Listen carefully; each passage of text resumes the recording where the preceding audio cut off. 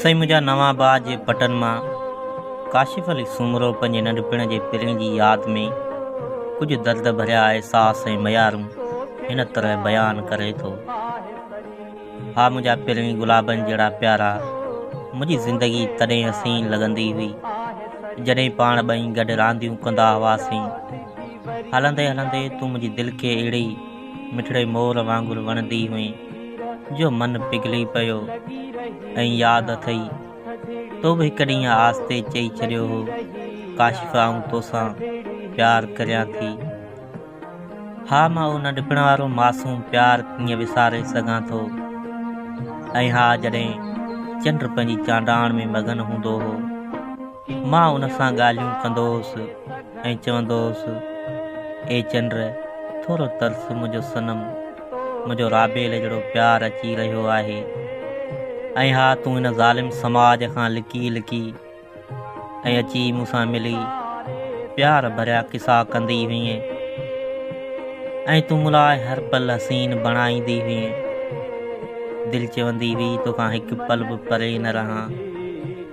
तुंहिंजा वाइदा तुंहिंजा वचन सभु यादि आहिनि ऐं तूं चवंदी हुई, काशिफ़ तूं मुंहिंजो साहु आहीं, तोखे छॾे मां कॾहिं कंहिं ॿिए जी न थी सघंदसि। गॾु जीअंदासीं ऐं गॾु मरंदासीं, पर क़िस्मत जा खेल त ॾिस, अॼु पाण हिक ॿिए खां केतिरा न परे आहियूं। तो त पंहिंजा नंढपिण वारा प्यार विसारे धारियुनि जे हथ में हथ ॾेई छॾिया आहिनि। बेवफ़ा पिरणी तूं त छॾे हलियो वहीं, पर तुंहिंजूं यादूं, तुंहिंजी ख़ुशबू, तुंहिंजो मासूम किरण सभु मूं वटि गॾु रहिजी विया आहिनि। अॼु बि जॾहिं ॾखण जी थधिड़ी हवा लॻंदी आहे, तुंहिंजी यादि साहनि में घुली पवंदी आहे ऐं अखियुनि मां बेख़्तियार लुड़क वसणु लॻंदा आहिनि। पिरणी तोखे शाबस हुजे, तूं बचपन जो प्यारु विसारे ग़ैरनि जी थी वईं ऐं मां अॼु बि नवां भाउ जी उन्हनि घिटियुनि में तुंहिंजो इंतज़ारु कयां पियो ऐं पखियुनि खां तुंहिंजा पुछाणा कयां थो।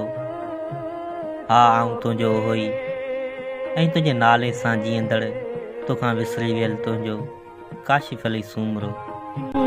विसारे सघंदुसि तोखे,